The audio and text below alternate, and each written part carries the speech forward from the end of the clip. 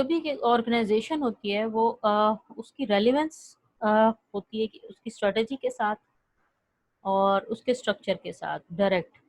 अब स्ट्रक्चर क्या है, जिस तरह से हमने ऑर्गेनाइजेशनल डिज़ाइन पढ़ा हुआ है, हिरारिकल स्ट्रक्चर होते हैं, फंक्शनल डिज़ाइंस होते हैं और प्रोडक्ट डिज़ाइंस होते हैं। ये आप लोगों ने बेसिक मैनेजमेंट कोर्स के अंदर स्टडी की हुई है। ऑर्गेनाइजेशनल डिज़ाइंस हम लोग उनको ही देखेंगे। और अब ओडी का जो है ऑर्गेनाइजेशनल डेवलपमेंट इंटरवेंशन जो है वो किस तरह से इंटरवीन करती है in the organizational design and building और रीस्ट्रक्चरिंग द ऑर्गेनाइजेशन। क्योंकि अगर स्ट्रेटजी के मुताबिक अगर ऑर्गेनाइजेशन का स्ट्रक्चर नहीं होगा तो वो उसकी परफॉर्मेंस इतनी अच्छी नहीं हो सकेगी। अब एक ओडी इंटरवीन करता है और देखता है कि इस वक्त प्रेजेंट ऑर्गेनाइजेशनल स्ट्रक्चर कुछ खास बेस के ऊपर चल रहा है, जबकि स्ट्रेटजी ऑर्गेनाइजेशन की अब डिफरेंट हो रही है या स्ट्रेटजी चेंज होने जा रही है। तो अब हमें किस किस्म के डिज़ाइंस सूट करेंगे ऑर्गेनाइजेशन को, और किस किस्म के डिज़ाइंस को इम्प्लीमेंट करने के बाद उनकी कैरेक्टरिस्टिक्स क्या हैं असल में, और उनके एडवांटेजेस एंड डिसएडवांटेजेस क्या हैं। अब ओडी प्रैक्टिशनर, क्योंकि हम लोग ओडी प्रैक्टिशनर के पॉइंट ऑफ व्यू से ही पूरा ये कोर्स पढ़ रहे हैं, ऑर्गेनाइजेशनल डेवलपमेंट प्रैक्टिशनर ने इंटरवीन करना है ऑर्गेनाइजेशन के बेसिक स्ट्रक्चर्स के अंदर। तो ये चैप्टर असल में स्ट्रेटेजिक चेंज इंटरवेंशंस इसी से रिलेटेड है। और हम लोग स्ट्रेटजी एंड स्ट्रक्चर का मैच देखते हैं, जो मैंने एक आर्टिकल के थ्रू आपके साथ भी मैच किया हुआ है। अभी हम लोग इसके चैप्टर के अंदर देखते हैं कि ये असल में क्या चीज़ है। Introduction, understanding strategic interventions. Overall हमने एक लिया हुआ है कि कंपेटिटिवनेस होनी चाहिए। जब हम स्ट्रेटजी की बात करेंगे तो आपने कंपटीशन की बात ज़हन में रखनी है। Then without a strategy an organization is like a ship. ऐसी शिप है without a rudder going round in crisis, it's like a tram, it has no place to go.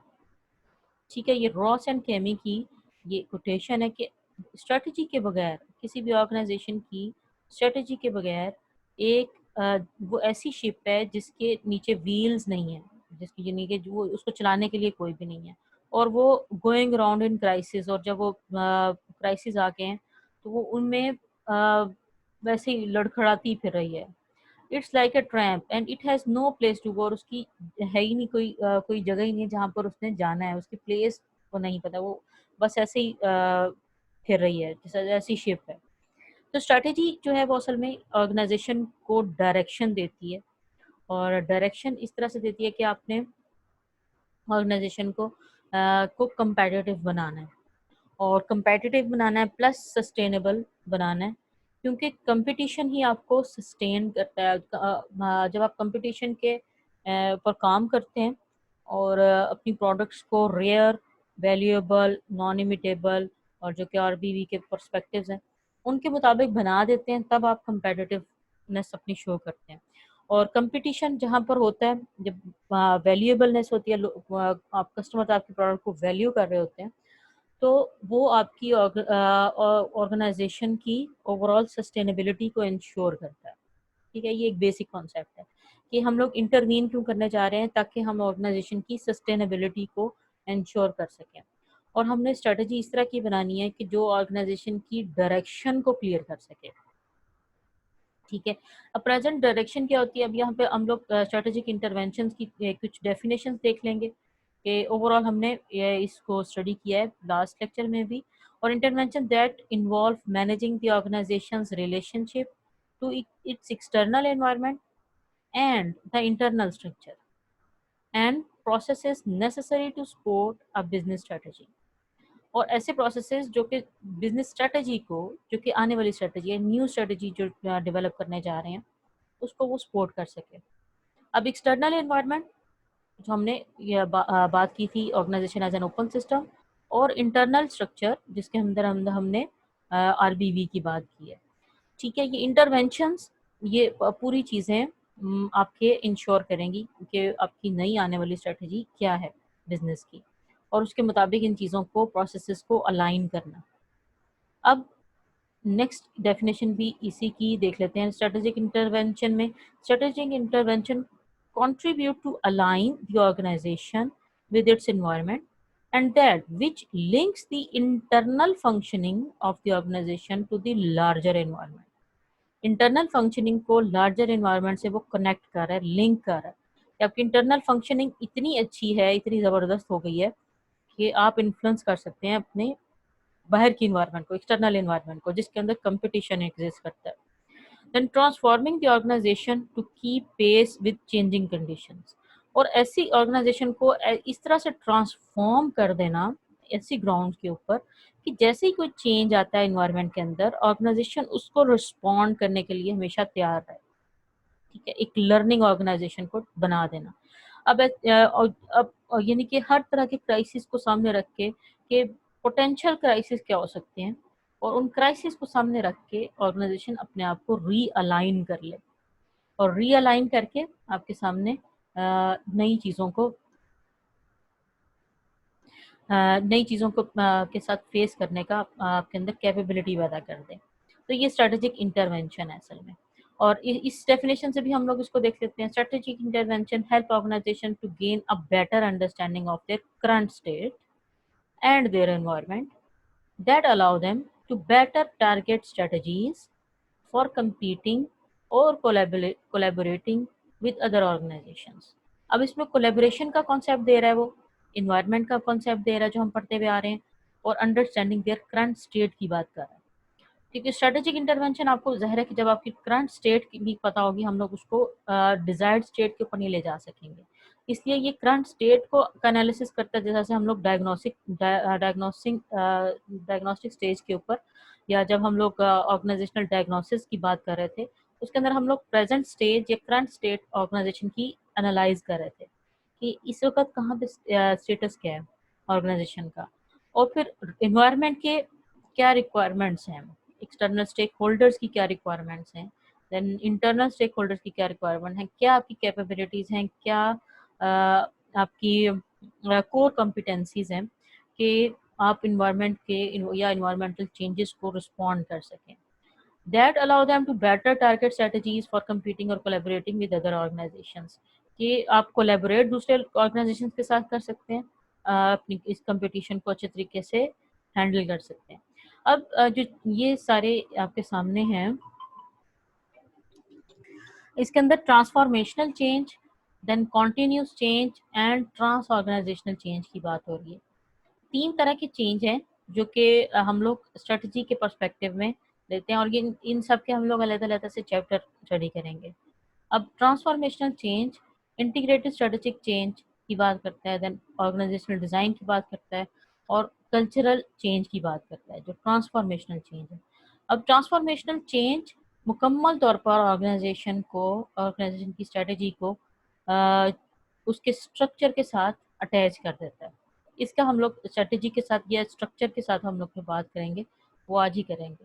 Then organisational design के organisation की design भी की बात अब आज करेंगे. कल्चरल चेंज की बात हम लोग नेक्स्ट लेक्चर में करेंगे. कल्चर को, जिसके अंदर वैल्यूज एग्जिस्ट करती हैं किसी भी एक ऑर्गेनाइजेशन की, उनको कैसे रीअलाइन किया जा सकता है. और ये सारे पर्सपेक्टिव हैं ट्रांसफॉर्मेशनल चेंज के, कि एक ऑर्गेनाइजेशन को आपने ट्रांसफॉर्म करना है और उसकी अंदर स्ट्रेटजीज को इंटीग्रेट करना. इंटीग्रेट करता है कि मतलब कि जॉइन करना है अपनी स्ट्रेटजी को अपने स्ट्रक्चर के साथ, और अपने दूसरी चीज़ें सिस्टम्स के साथ, और लोगों के साथ, जितने भी उसके स्टेक होल्डर्स हैं, सिस्टम्स हैं, पीपल हैं, इन सब के साथ इंटीग्रेट करना है, जॉइन करना है अपनी स्ट्रेटजी को, यानी कि जो इन सब को ऑन बोर्ड लेना है. अपने मैनेजर्स को, अपने एम्प्लॉयज़ को, अपने फर्स्ट लाइन, सेकंड लाइन, और जितने भी मैनेजर्स हैं उन सब को ऑन बोर्ड लेना है, उन सब को इन्वॉल्व करना है, एम्प्लॉयज़ को इन्वॉल्व करना है, ताकि हम लोग उस चेंज को ट्रांसफॉर्म कर सकें. और फिर एक यहाँ पर कॉन्सेप्ट आता है कंटिन्यूस चेंज का. Then self designing organization, learning organization, build to change organization. ये एक कंप्लीट नया दूसरा कॉन्सेप्ट है, इसको भी हम लोग एक सेशन के अंदर कंप्लीट करेंगे. देन ट्रांस ऑर्गेनाइजेशनल चेंज, इसके अंदर mergers, acquisitions, alliance interventions and network interventions है. इसका हम लोग लास्ट लेक्चर में भी डिस्कस किया था और ओवरव्यू लिया था. ये इसको हम लोग एक पूरे चैप्टर के अंदर कवर करेंगे. तो ये trans organizational change, continuous change, ये हम आने वाले में लेक्चर्स में इसको कवर करेंगे। आज हम लोग इसके कुछ ट्रांसफॉर्मेशनल चेंज के कुछ एस्पेक्ट्स को डिस्कस करेंगे, जिसके अंदर इसकी स्ट्रक्चर के साथ, स्ट्रेटजी का स्ट्रक्चर के साथ मैच है।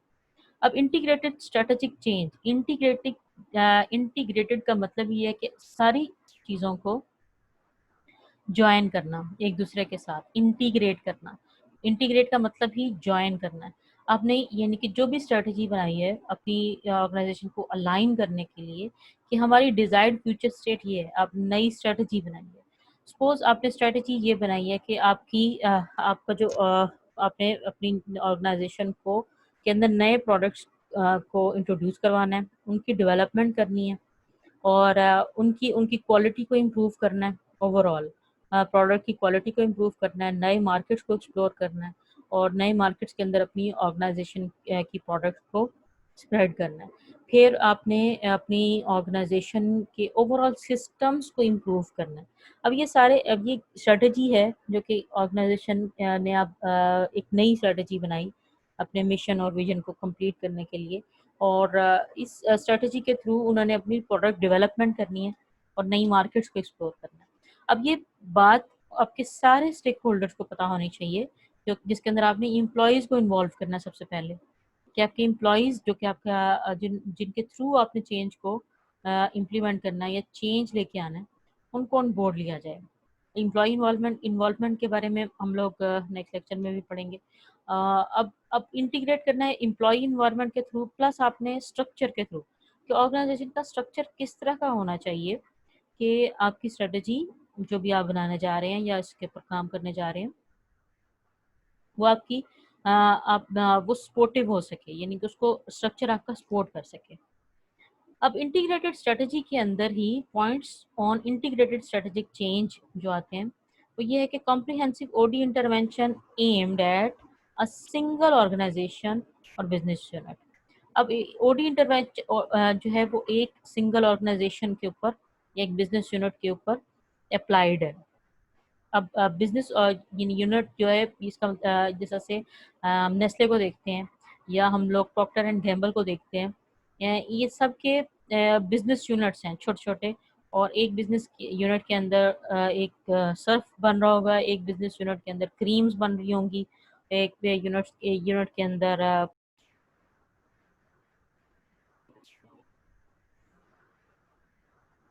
अच्छा जी, जो points on integrated strategic change की हम लोग बात कर रहे थे, और ये business strategy and organizational design must be aligned, change together to respond to external and internal disruptions। आपकी स्ट्रेटजी जो बिजनेस स्ट्रेटजी है वो ऑर्गेनाइजेशनल डिज़ाइन जो है वो आपस में मैच होना चाहिए या अलाइंड होना चाहिए, कि वो चेंज को जो कि होने वाला है एक्सटर्नल और इंटरनल एनवायरनमेंट में, उसको रिस्पॉन्ड किया जा सके।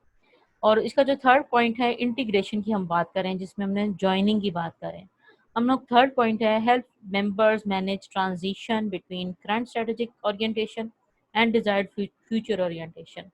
करंट क्या है स्ट्रेटेजिक ओरिएंटेशन, ये करंट किन स्ट्रेटजीज के ऊपर ऑर्गेनाइजेशन रन कर रही है, और अब हमारी डिजायर्ड फ्यूचर स्टेट क्या है। अब ये इंटीग्रेटेड चेंज के की फीचर्स इसके अंदर आपके सामने डिस्प्ले हो रहे हैं।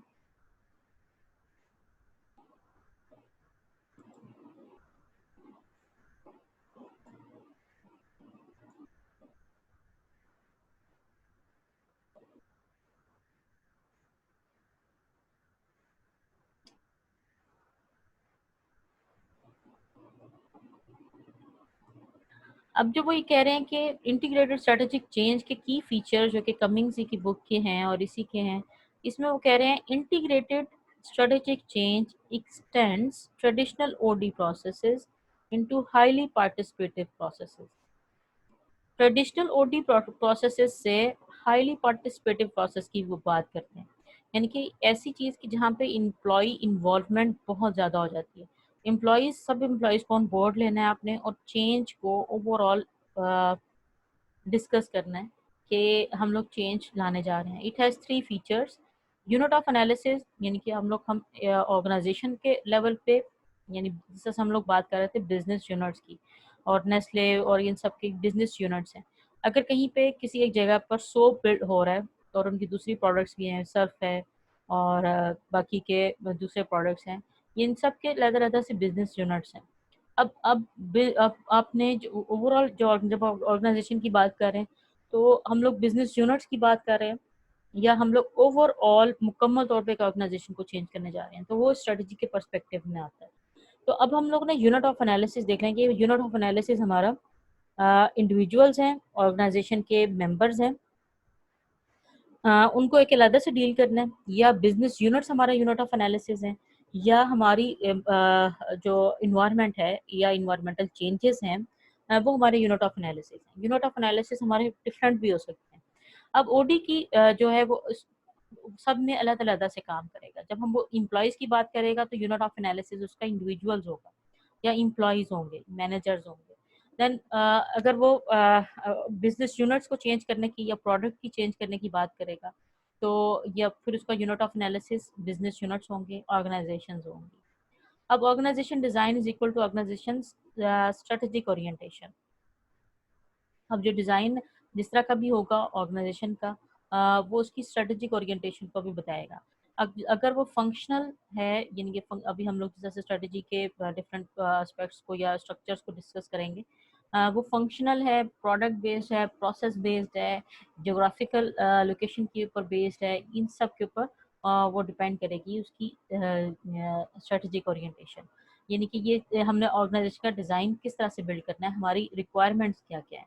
अब कहीं कहीं किसी डिपार्टमेंट में आपकी जो ओरिएंटेशन है आपके डिज़ाइन की, वो होगी ज्योग्राफिक बेस्ड, और यानी कि ज्योग्राफिक एरियाज़ को कवर करना है आपने और किन किन एरियाज़ को कवर करना है, और उसका डिज़ाइन जो है वो उस डिपार्टमेंट का डिज़ाइन उस हिसाब से अलाइन किया जाएगा। और कहीं पर ऐसी जगह होगी जिस तरह फाइनेंस है या अकाउंटिंग है, उसके अंदर जो आपका जो ऑर्गेनाइजेशनल डिज़ाइन है वो डिपार्टमेंटल या फंक्शनल लेवल का होगा। इसके अंदर फंक्शंस परफॉर्म होते हैं और हिरारकीज़ हैं। एक मैनेजर है, उसके नीचे उसका एक बहुत सारे एम्प्लॉइज़ हैं सपोज़, और उसके अंदर कितने एम्प्लॉइज़ हैं, कितने कौन सा क्या परफॉर्म कर रहा है, कुछ सीएफ होंगे जो कि डिसीजन मेकिंग में काम आ रहे होंगे, जो अकाउंटेंट्स होंगे, और कुछ इन एंड आउट्स देख रहे होंगे, सिर्फ इन्वेंट्री से रिलेटेड होंगे। ये सारी चीज़ें इसके अंदर इन्वॉल्व होंगी। अब ये सारे जो है वो आपकी स्ट्रेटेजिक ओरिएंटेशन को डिफाइन करेंगे इस तरह से कि आपकी ऑर्गेनाइजेशन असल में चाहती क्या है करना, और उसकी स्ट्रेटजी क्या है ओवरऑल। अब इंटरवीन करना है और ओडी प्रैक्टिशनर में उसने प्रेजेंट स्ट्रेटजी को देखना है कि प्रेजेंट स्ट्रेटजी की क्या है और उसके अलाइंड ऑर्गेनाइजेशनल स्ट्रक्चर या डिज़ाइन है या नहीं। हमने असल में ये काम करना है पूरे में, ये स्ट्रेटेजिक में। अब creating the strategic plan, gaining commitment and support, planning, implementation and execution is one integrated process. Creating the strategic plan हमने उसके मुताबिक करना है। जो हमारी स्ट्रेटजी होगी, नई स्ट्रेटजी होगी, और जब हम ऑर्गेनाइजेशन को नई ग्राउंड के ऊपर डेवलप करने जा रहे हैं, और लोगों की कमिटमेंट और उनकी सपोर्ट चाहिए होगी, और planning implementation. The individuals and groups throughout the organization are integrated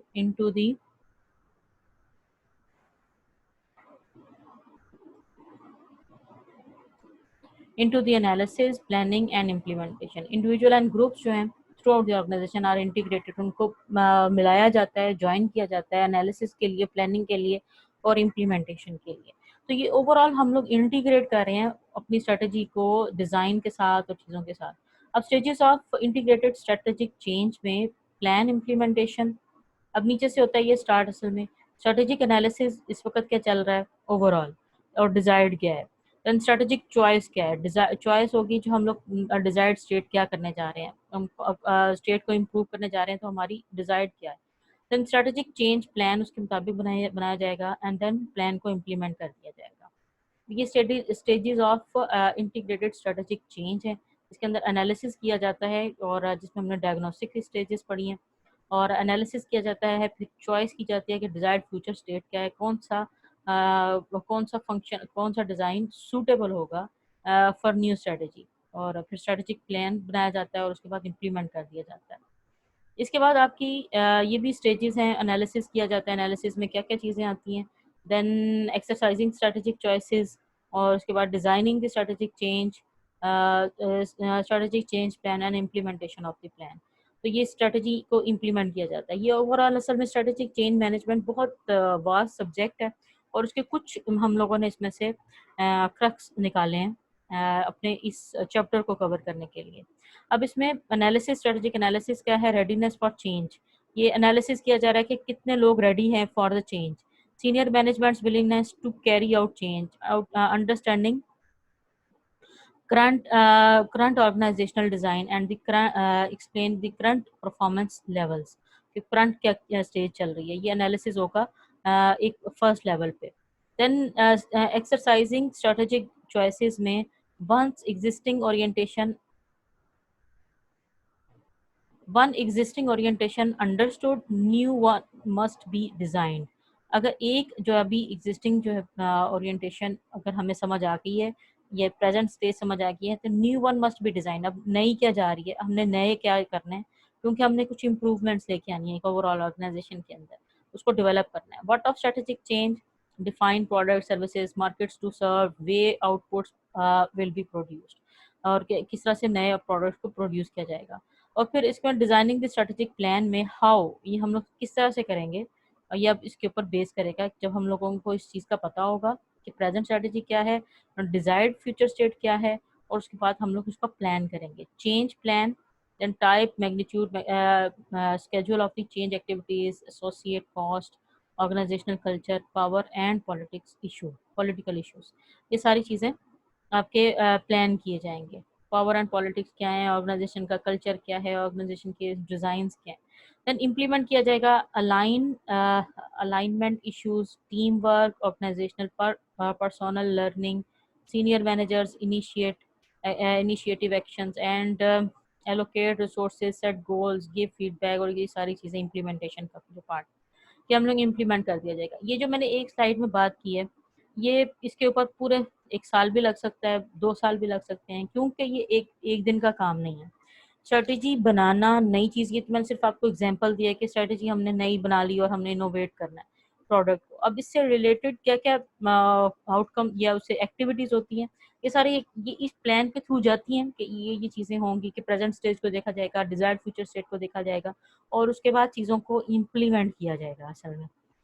और नई चीज़, और उससे पहले इसका प्लान बनाया जाएगा, लोगों को ऑन बोर्ड लिया जाएगा, ऑर्गेनाइजेशन के रिसोर्सेज को ऑन बोर्ड लिया जाएगा। तो ये सब चीज़ें असल में हम लोग नई ऑर्गेनाइजेशन में ये हम लोग करते हैं, लेकिन जब हम लोग इंटरवीन कर रहे होते हैं तो हमने एक एग्जिस्टिंग सिस्टम को चेंज करना है, तो उसके एक अलग से चैलेंजेस होते हैं, और उन चैलेंजेस की चैलेंजेस जो हैं वो इस बेस के ऊपर होते हैं कि बहुत सारे लोग इस एक प्रेजेंट सिस्टम के ऊपर ट्यून्ड होते हैं, उनको वो उसकी आदत बड़ी हुई होती है उस सिस्टम को। अगर नई चीज़ के जो डिजायर्ड फ्यूचर स्टेट है वो आपको अननोन है, अब वो फियर ऑफ अननोन होता है कि आपका एक फियर डेवलप हो जाता है ओवरऑल।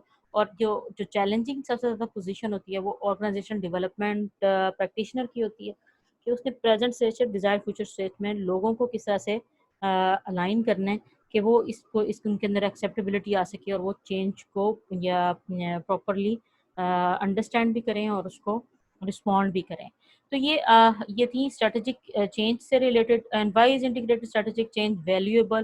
क्योंकि ये अलाइन करता है थिंकिंग को, shows distance to finish line, and then guides action, फिर informs key relationships, and rationalize and justifies a focus on culture, and facilitating future state and needed changes। तो ये वैल्यूएबल क्यों है, या हम लोग हम सबको इंटीग्रेट करने की क्या जरूरत है, ये स्लाइड के थ्रू हमें पता चल रहा है। Strategy helps the organization by shows distance to finish line, कि हमें प्रॉपर रोड मैप प्रोवाइड कर देती है, और अलाइन हमारी थिंकिंग करती है कि हम लोगों ने नए ग्राउंड्स के ऊपर इस्टेब्लिश होना है, और ओवरऑल एक इन चीज़ों को ये डिस्कस करती है। अब ये ऑर्गेनाइजेशनल डिज़ाइन जो है उसको असल में फिट होना चाहिए। ऑर्गेनाइजेशनल डिज़ाइन मॉडल, ये वाली चीज़ आप खुद पढ़ लीजिएगा। डिज़ाइन जिसमें हम लोग ये पढ़ ही लेते थोड़ा सा। Organizational design is a process of constructing and adjusting an organization structure to achieve its business strategy and goals. ठीक है, हमने डिज़ाइन इस तरह से करना है कि हम बिजनेस स्ट्रेटजी को और गोल्स को अचीव कर सकें। अब स्ट्रेटजी को असल में ऑर्गेनाइजेशन के डिज़ाइन के साथ फिट होना चाहिए।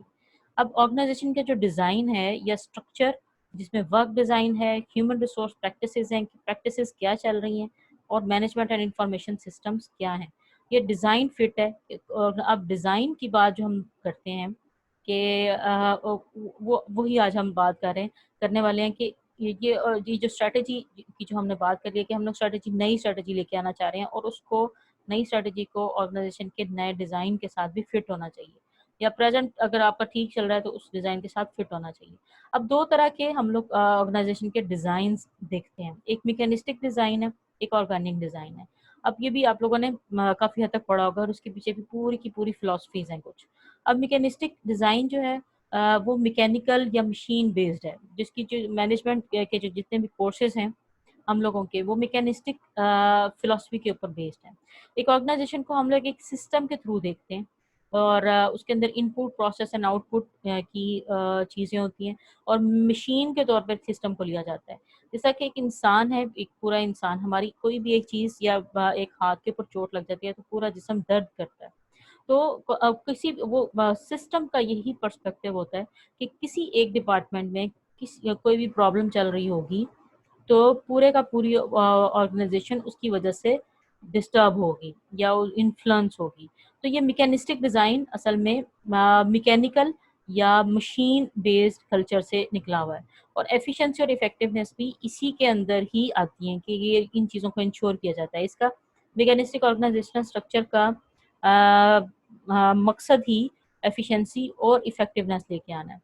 तो अब स्ट्रैटेजी अगर आपकी है कॉस्ट मिनिमाइजेशन, कि आपने कॉस्ट को, अब आपकी स्ट्रैटेजी के इसके मुताबिक ये है कि आपकी इस सिस्टम को इतना अलाइंड होना चाहिए कि या उसको जब तक वो मैकेनिस्टिक नहीं होगा तो कॉस्ट मिनिमाइजेशन नहीं हो सकेगी। अब स्ट्रैटेजी ये है कि कॉस्ट मिनिमाइजेशन की स्ट्रैटेजी है और स्ट्रक्चर जो है आपका फॉर्मल है, हिरारिकल है, जिसके अंदर हिरारकीज हैं, who reports to whom confirmed है और ये सारा work best in stable environment. जबकि ये वाला जो मैकेनिस्टिक स्ट्रक्चर है स्टेबल एनवायरनमेंट के लिए सूटेबल होता है, जिस तरह से काम चल रहा होता है उस तरह से चलाते हैं।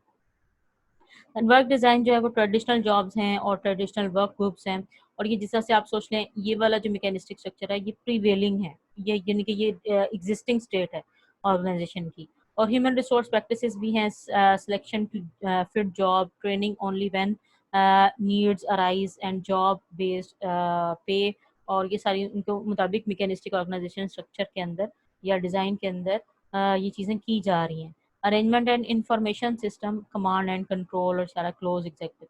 अच्छा, ये सब मैकेनिस्टिक की कैरेक्टरिस्टिक्स हैं। अब एक ऑर्गेनाइजेशन को मैकेनिस्टिक से हमने ऑर्गेनिक स्ट्रक्चर की तरफ लेके जाना है, सपोज, और ये हम लोग इसमें करें। और एक ये एक अलग से कैरेक्टरिस्टिक है जो कि खास तरह की वर्क इन्वायरमेंट के लिए ऑर्गेनिक ऑर्गेनाइजेशनल स्ट्रक्चर सूटेबल होता है। अब जैसे ऑर्गेनाइजेशन ये चाह रही है कॉस्ट मिनिमाइज की जाए, स्ट्रेटेजी ये है, लेकिन हमने उसके अंदर इनोवेशन लेके आनी है, प्रोडक्ट के अंदर इनोवेशन लेके आएंगे कि क्वालिटी उसकी इम्प्रूव हो सके लेकिन कॉस्ट उसकी मिनिमम हो सके, यानी कि मार्केट के हिसाब से, यानी जितनी मार्केट में चल रही है उससे कंपैरेटिवली आपकी कॉस्ट कम हो जाए और आपकी क्वालिटी इम्प्रूव हो जाए। अब इसमें R&D आपका बहुत ज़्यादा रोल प्ले करेगा, रिसर्च एंड डेवलपमेंट का डिपार्टमेंट आपकी वो ज़्यादा अपना रोल प्ले करेगा कि आपने प्रोडक्ट को इस तरह से डिज़ाइन करना है कि उसकी प्राइसेस कम हो सके, क्वालिटी इंप्रूव हो सके। तो अब अब ऑर्गेनिक स्ट्रक्चर के लिए जो ऑर्गेनाइजेशनल ऑर्गेनिक डिज़ाइन है, ये असल में एक डिफरेंट डिज़ाइन है मैकेनिस्टिक से। मैकेनिस्टिक के अंदर फॉर्मल चीज़ें चल रही होती हैं, फॉर्मल फ्लोज चल रहे होते हैं, हिरारकीज चल रही होती हैं, who reports to whom confirmed होते हैं। लेकिन जो ऑर्गेनिक है तो हमने उसको अकॉर्डिंग टू सिचुएशन अपनी चीज़ को या ऑर्गेनाइजेशन को अलाइन करना है। अब हम इनोवेशन लाना चाह रहे हैं तो हम लोगों को पता नहीं है कि किन किन मेंबर्स के पास असल में कैपेबिलिटीज़ हैं कि वो नए चीज़ों को या कैपेबिलिटीज़ ये हैं कि एक वर्क टीम है, एक वर्क ग्रुप है या लेबर है और लेबर का एक डिपार्टमेंट है पूरे का पूरा, और वो बड़ी देर से ऑर्गेनाइजेशन के साथ काम कर रहे हैं। अब उनको पता है कि प्रोडक्ट को किस तरह से डेवलप किया जाता है। अब प्रोडक्ट और इसके अंदर इनोवेशन किस तरह से लाई जा सकती है और कॉस्ट को किस तरह से मिनिमाइज़ किया जा सकता है, प्रोडक्शन को कैसे इंक्रीज़ किया जा सकता है। अब जब तक हम लोग इसको अंदर उनको अंदर जिसमें क्वालिटी सर्कल्स की भी जब हम बात करते हैं, कुछ क्वालिटी सर्कल्स होते हैं जो लेबर की एक ग्रुप होता है, जो सीनियर लेबर होती है, उनको बिठा के उनके साथ डिस्कशंस की जाती हैं। R&D उसके साथ रिसर्च एंड डेवलपमेंट अपना रोल प्ले करेगा, उनके साथ डिस्कशन करेगा कि हम लोग इस प्रोडक्ट को किस तरह से इम्प्रूव कर सकते हैं, ओवरऑल इसके अंदर किस तरह से इनोवेशन ला सकते हैं। तो क्योंकि जो ग्रास रूट लेवल पे होते हैं, जो इस प्रोडक्ट को डेवलप करने वाले होते हैं, वो उनके पास बड़े आइडियाज़ होते हैं और उनको आइडियाज़ की बेस के ऊपर अब आप उस चीज़ को नए तरीके से अलाइन कर सकते हैं, नई चीज़ें, नए उनको रूट्स दे सकते हैं, नई प्रोडक्ट को डेवलप कर सकते हैं। तो अब इनोवेशन लेके आनी है तो आप लोगों को फॉर्मली नहीं, फॉर्मल स्ट्रक्चर नहीं चाहिए, आपको मैकेनिस्टिक स्ट्रक्चर नहीं चाहिए। अब मैकेनिस्टिक स्ट्रक्चर के अंदर आप नीचे से ऊपर की बात नहीं करते। देखिए, आप लोग कभी भी लेबर की बात नहीं सुनेंगे, बल्कि आपने टॉप मैनेजमेंट की बात सुननी है। उनके जो भी फैसला होगा, जो भी किस किस्म का होगा, वो ग्रास रूट लेवल तक बता दिया जाएगा और उसको इम्प्लीमेंट किया जाएगा। अब ये चीज़ जो चेंज की जब हम लोग बात करते हैं, एक स्ट्रेटजी के चेंज की बात करते हैं, तो ये कभी भी टॉप टू बॉटम नहीं हुआ करता। और हम लोग ये बात क्या कहेंगे, हम जब एक चीज़ चेंज लाने का कहा जाता है कि हाँ जी, आज से ये चेंज हो गया, तो ये कभी भी ऐसा इम्प्लीमेंट नहीं होता और वो अनसक्सेसफुल रह जाते हैं, क्योंकि सब लोगों को उसके अंदर इन्वॉल्व नहीं किया जाता। अब ये ऑर्गेनिक ऑर्गेनाइजेशनल स्ट्रक्चर जो है, ये असल में बात करता है कि जिसके पास कैपेबिलिटी है और जिसके पास नॉलेज है, और हो सकता है वो लेबर लेवल पे, जो कि बहुत लोअर लेवल है। अब लोअर लेवल पे उनको इन्वॉल्व करना इसलिए ज़रूरी है क्योंकि उनके वो प्रोडक्ट की डेवलपमेंट में आपका पार्ट बन रहे हैं और आपने उनको डिसीजन मेकिंग में इन्वॉल्व करना है कि आपने इनोवेशन लेके आनी है और हमें कुछ ऐसी चीज़ें बना के दें या प्रोडक्ट को इस तरह से डेवलप करें कि ये कॉस्ट हमारी मिनिमाइज हो सके और प्रोडक्ट इम्प्रूव हो सके क्वालिटी वाइज, और हम ऑर्गेनाइजेशन को ओवरऑल फ़ायदा हो सके। अब क्वालिटी सर्कल्स बनाए जाते हैं, जो वो क्वालिटी सर्कल्स इन्हीं चीज़ों के लिए बनाए जाते हैं कि क्वालिटी सर्कल्स लेबर बनाती है, लेबर की बनते हैं और उनको फिर श्योरिटी दी जाती है कि आपकी इस किस्म की इनपुट्स जो हैं या जो आप हमें गाइड करेंगे प्रोडक्ट को डेवलप करने में, तो इसके अगेंस्ट आपको इंसेंटिव्स दिए जाएंगे और अप्रूवल के बाद, और इसके बाद आपको प्रमोशंस दी जाएंगी और प्रमोशंस के अलावा आपकी जॉब को एनहांस भी कर दिया जाएगा। आपको मतलब ये ड्यूटीज और दे दी जाएंगी, आपको वैल्यू दी जाएगी पूरी ऑर्गेनाइजेशन में, उनको ये पहले ही बता दिया जाता है। अब इनोवेशन जब लेके आनी है एक ऑर्गेनाइजेशन में, तो उनको एक ऑर्गेनिक ऑर्गेनाइजेशनल स्ट्रक्चर चाहिए और जहाँ पर इन्होंने इनोवेशन लेके आनी है, competing on new products. Then organic जो डिज़ाइन है ये फ्लैट होगा। फ्लैट मतलब कि हिरारकीज बहुत कम होंगी, क्योंकि हमने लेबर से बात करनी है और हमने एक लेबर का जो ग्रुप है वो एक अच्छी प्रोडक्ट को, या उनके पास एक आइडिया है, तो हमने उधर तक पहुंचना है असल में और उधर से उनसे इनपुट्स लेनी है। And flat, lean and flexible होगा और वो भी बात कर सकते हैं अपनी टॉप मैनेजमेंट के साथ, यानी सीईओ लेवल भी अपने लेबर के साथ बात कर सकता है। Work best in dynamic and uncertain environment. अब अनसर्टेन एनवायरनमेंट में ये है कि प्रोडक्ट आपको चाहिए, लेकिन आपको डिफरेंट प्रोडक्ट चाहिए और अनसर्टेन एनवायरनमेंट है, आपको ये नहीं पता कि ये चीज़ एग्जिस्ट करेगी या नहीं करेगी, तो इन उनके लिए भी ऑर्गेनिक ऑर्गेनाइजेशनल स्ट्रक्चर या ऑर्गेनिक डिज़ाइन बेस्ट होता है। देन एनरिच जॉब्स हैं, सेल्फ मैनेज जॉब्स हैं, सिलेक्शन टू, अब यहाँ पे ह्यूमन रिसोर्स प्रैक्टिसेस में the selection to fit organisation training is continuous and skill based पे।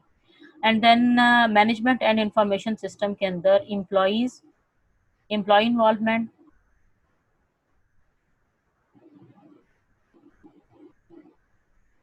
देन डिसेंट्रलाइज्ड डिसीजन मेकिंग यहाँ पे होती है। डिसेंट्रलाइज यानी कि आपने ग्रास रूट लेवल पर डिसीजन मेकिंग दे दी है।